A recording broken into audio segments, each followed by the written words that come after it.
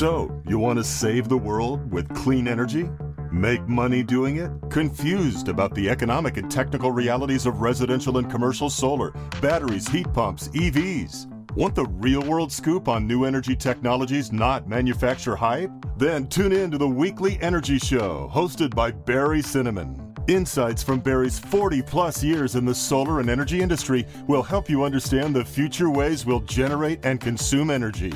And now, here's Barry.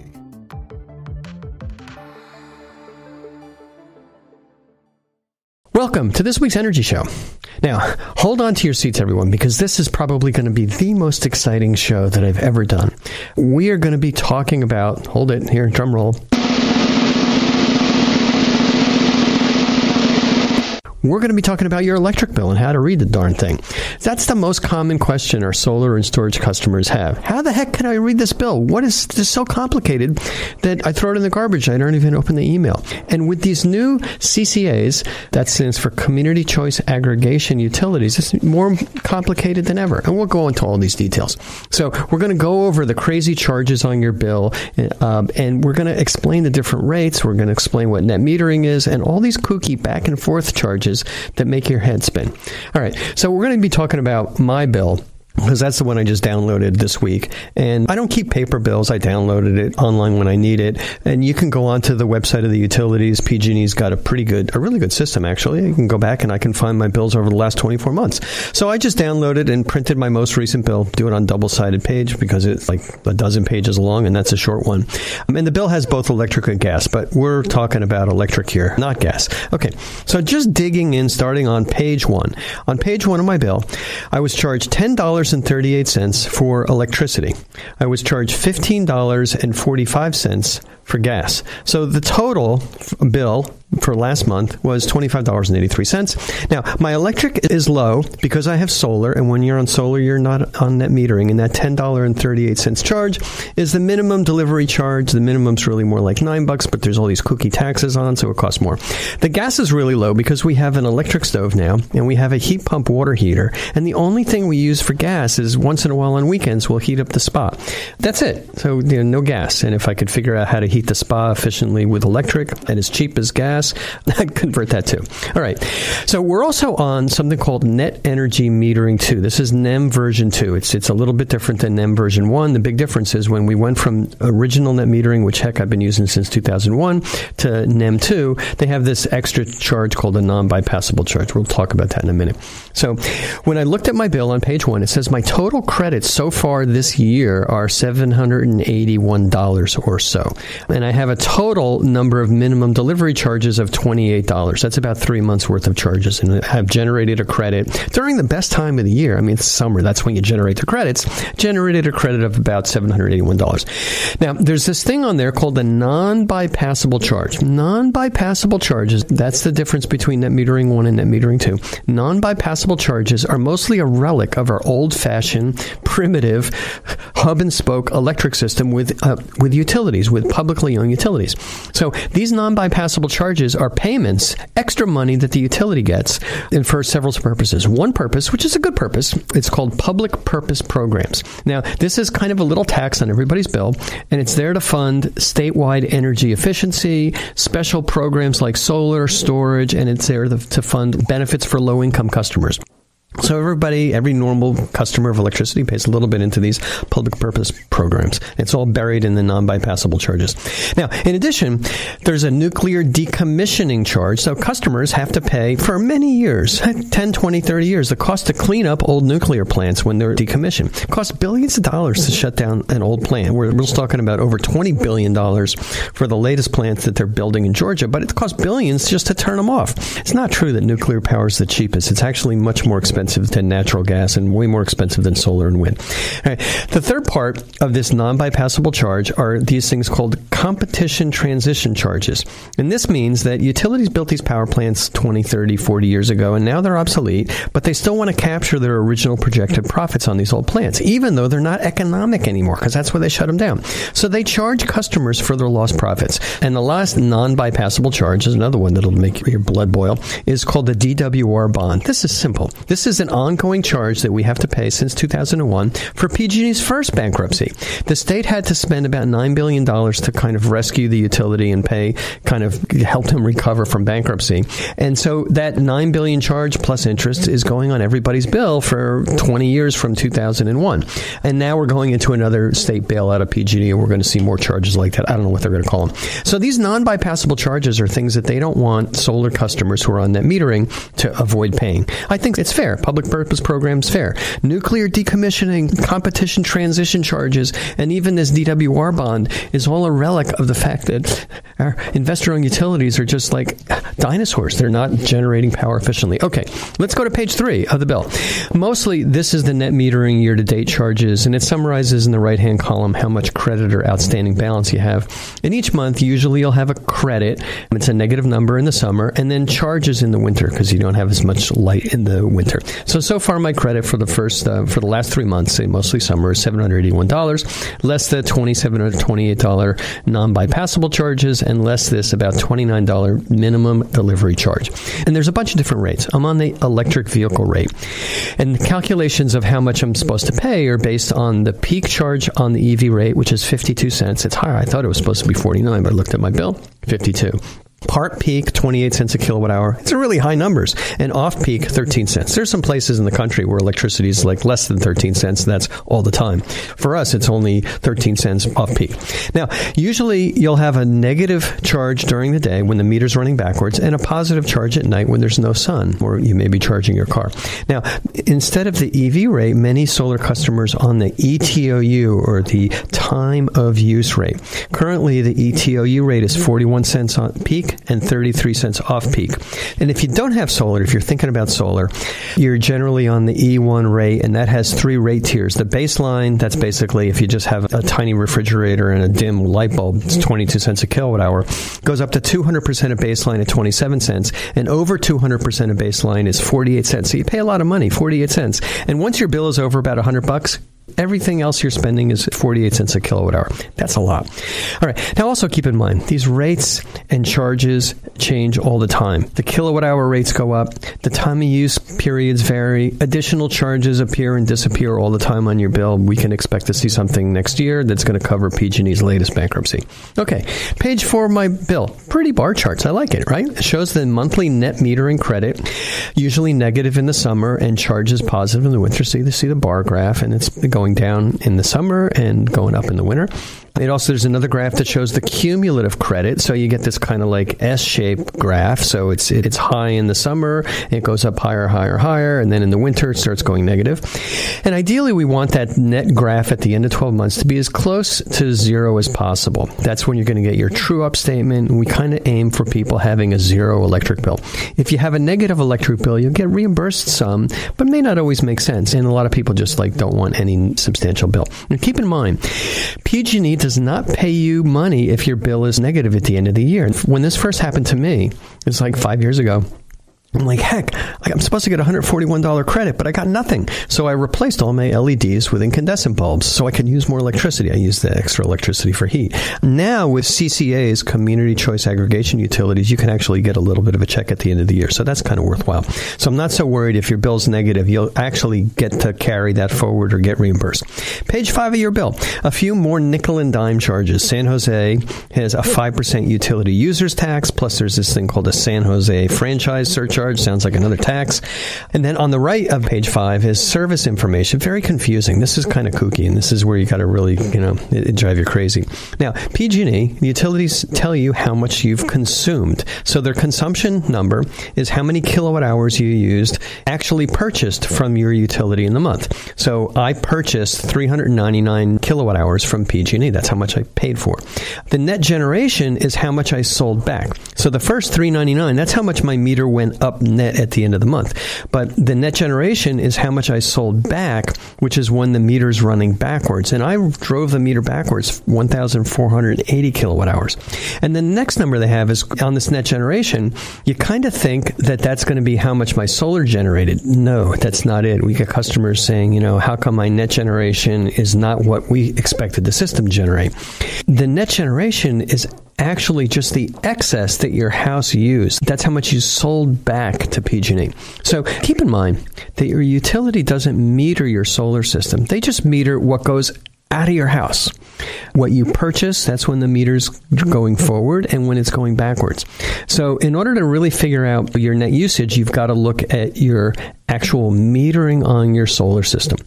So to figure that out, look at the monitoring for your system. Say, all right, this is what I did. I just looked at the monitoring for the month that my bill was used, and my system actually generated 1,928 kilowatt hours. Not bad. And then I said, all right, out of that 1,928 kilowatt hours, how much did my house use? Because I know how much I sold back to the utility.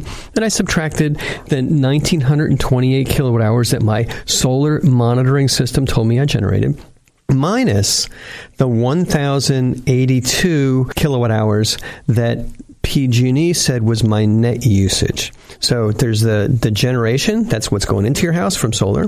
And then there's the net usage, that's kind of net what you're using. That's what the utility knows about. And the difference for me was 847 kilowatt hours. So that's how much my house used. And heck, I'm kind of patting myself on the back about the 900 or 1,000 kilowatt hours is the average homeowner energy use in the country. Everybody uses about 1,000 kilowatt hours a month. You know, obviously, a lot of air conditioning, you're going to use more. Not a lot of air conditioning.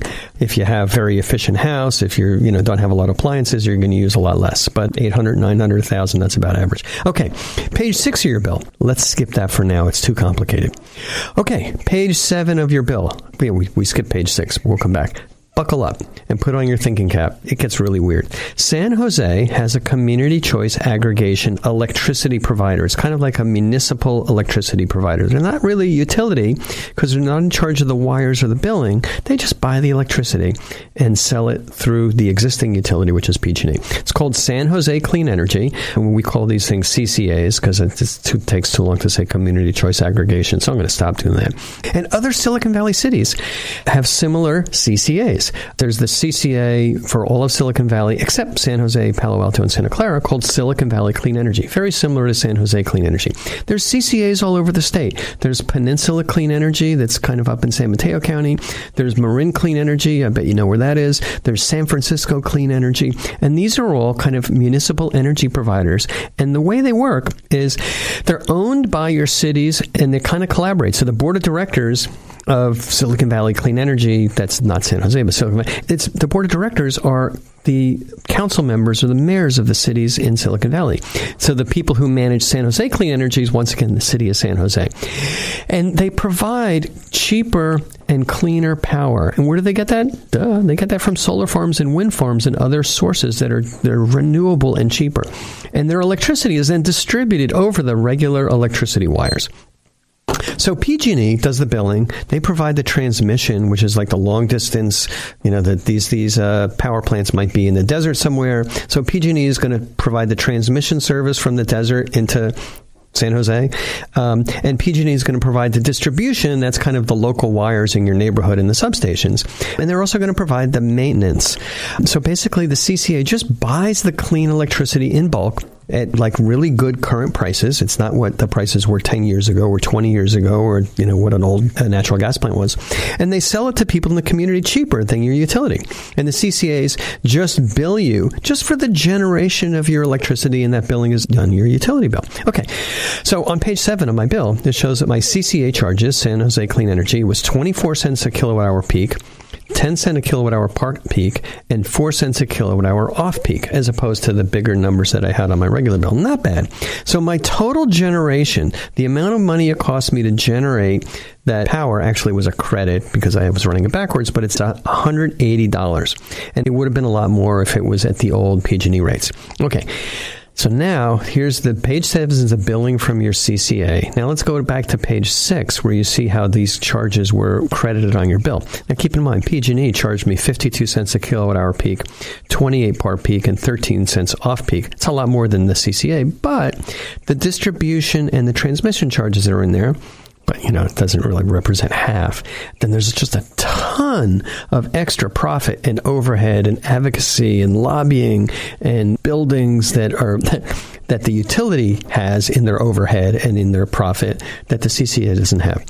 So my total bill would have been negative $425, but since I have a CCA, PG&E does not charge me for electricity generation. And from page 7, that was sold to me by San Jose Clean Energy, who charged me negative $180 for electricity. So on my PG&E bill, because PG&E collects the money for San Jose Clean Energy, they gave me the credit. They actually charged me for that $180. In my case, it was a credit. So what happens is my electricity generation, because it was provided by San Jose Clean Energy and pretty much every other CCA, is much cheaper than if I were to buy that electricity from PG&E. That's why the CCAs are here. It's cheaper. It's also cleaner, right? It's all renewable power if you want. Okay, now we go down the crazy rip-off rat hole economics of utilities. PG&E and the other utilities in the state lobbied California government to give them extra money because when CCAs started selling cheaper electricity, the utilities' profits were less than they expected. Pshaw, pshaw, they're crying a river.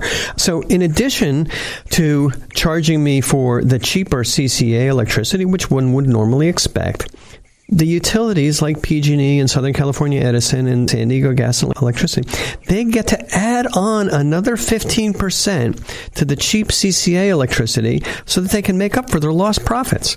Now, they call this a power charge indifference adjustment, but basically ratepayers are giving PG&E extra money, so they're indifferent about losing business to cheaper, more efficient, and cleaner CCAs. They have zero incentive to reduce our electricity costs, so this is another one of those crazy charges. So your electric bill basically has 2 extra charges to make up for utilities' old-fashioned struggling business. They have these non-bypassable charges, things like nuclear decommissioning and prior bankruptcies, and they have the power charge indifference adjustment to make up for their lost profits when a more efficient competitor comes in and provides a better service for less money. Okay, so after all these charges and credits, my bill for the month was actually negative $218, which was my net metering credit for the month. And now let's talk about how the net metering works. These cumulative net metering credits for the last 3 months for me added up to a credit of $781. And keep in mind that credit usually goes up incrementally in the summer. You know, you're going to get their peak generation around June or July. And then down in the winter, there's just fewer hours of sun in the winter. And then also for a lot of people, even though they might use more energy in the summer for air conditioning, since they're generating so much more from solar, their bill is going to be actually really low. In the winter, since there's less solar and you're using more electricity, you know, in my case, I have heat pump electric heating, or even for your furnace, you're going to use a lot of electricity to run the fan in the furnace. A lot of people use more electricity in the winter. So the way net metering works is at the end of 12 months, you're going to get something called a true-up statement. And usually what happens is, you know, we try and set our customers up so they're going to be close to zero. Usually it's a few $100s more. Some people who really kind of go crazy, they might have to pay $1,000 or more. But usually you're going to have to pay a few $100s more. And if your bill is negative, your CCA may actually write you a check. I think Silicon Valley Clean Energy and San Jose Clean Energy, they'll write you a check if your credit is $100 or more. If not, they just kind of roll it into the next year. Now, keep in mind, the CCA is not writing you a check for the whole, 52 cents a kilowatt hour. They're writing you a check just for their generation charges, so that when I'm generating 24 cents a kilowatt hour, I'll get a check based on all the excess generation at that either 24 cents if I sent the power back during peak, 10 cents if I sent it back at part peak, or 4 cents if I sent it back at off peak. But, heck, you get a check, and, kind of when you run through the numbers, it's actually not bad. If you don't have a CCA, don't count on a check if your bill is negative. You could do what I did and just get rid of those darn efficient LEDs and put in more incandescents. Okay, in conclusion, kind of just wrapping up here. So when you're looking at your bill, if you have solar, you're on something called net metering. Also, if you generally have a battery, you're also going on net metering. The batteries pretty much have to go hand in hand with solar. And typically, solar and storage customers have about a $10 a month fixed charge. And then you kind of have the balance of the credits that you generate in the summer and the charges in the winter offsetting that against that. And obviously, $10 fixed charge a month, $120 a year, you can easily generate credits that are going to obviously wipe that out. And, hopefully I'll be able to do that at the end of the year. Now, here's the other thing. I get a lot of calls from customers. Can you help explain my PG&E bill? Why is this so much? Why is this so, why is it? They never say, why is it so low? They always ask, why is it so much? I've only once been in a situation where I was looking at a bill and I noticed that the bill numbers were actually wrong. There was kind of a mistake. A computer does it. Somebody programs it. It's usually pretty good. Incredibly confusing, but usually pretty accurate. And it takes a lot of time for somebody to kind of go through all these pages and going through old bills and trying to figure things out. Now, you're probably going to be just as infuriated as me that there's 2 nasty charges on your bill to keep utility profits artificially ridiculously high. They have these non-bypassable charges to cover nuclear decommissioning, previous utility bankruptcies, as well as good things like public benefits charges. And they have the power charge indifferent adjustment that's basically just really hurting these more efficient CCAs, and that's basically extra money that utility gets for their lost profits when the CCAs provide energy cheaper than the utility, and I might also add energy that's also cleaner. These CCAs, when you kind of net out these power charge indifference adjustments, the CCAs usually charge you about 1 or 2% less, even with that extra charge, because they're just operating way, way, way more efficiently. And then the other things to remember, the only way to check the performance of your solar system is with your monitoring. If you don't have the electronic monitoring, if you don't have an app for that with a relatively new system, you can look at your inverter display. Systems that I put in almost 20 years ago have a little display in it. Tells you how many kilowatt hours they've generated usually every day and cumulatively. And so if you're just wondering, just write down that kilowatt hour total generation on your inverter and take a look at it every few days. Write down the number and you can see what you're generating every day. It works out great. But don't look at the utility, quote, net generation, unquote, amount, because that's only the amount that's sent back to them. But what goes back to them doesn't include what your house is using. So your total solar production, that number comes from your monitoring system or your inverter. The net generation, when the utility looks at that number, that's actually just what they get back. And so my suggestion, watch your monitoring. Watch the meter on your inverter. You should see those little arrows going to the left when it's generating. It's a little LED display, LCD display. And watch your electric bill. So if you see some unusual spikes, heck, that may be that there's something wrong with your system, and take a look. And also keep in mind, your bill's going to just gradually keep going up because they charge more and more for electricity. But your solar system should generate about the same year to year, less maybe 0.5% degradation, and less any degradation that happens from soiling and dirt on the panels. Okay, that's all the time we have on this week's Energy Show. Thanks to all of our listeners for tuning in. And if you miss any of today's show, you can always go to our website at cinnamon.energy and listen to the podcasts. So, you want to save the world with clean energy? Make money doing it? Confused about the economic and technical realities of residential and commercial solar, batteries, heat pumps, EVs? Want the real-world scoop on new energy technologies, not manufacturer hype? Then tune in to the weekly Energy Show, hosted by Barry Cinnamon. Insights from Barry's 40-plus years in the solar and energy industry will help you understand the future ways we'll generate and consume energy. And now, here's Barry.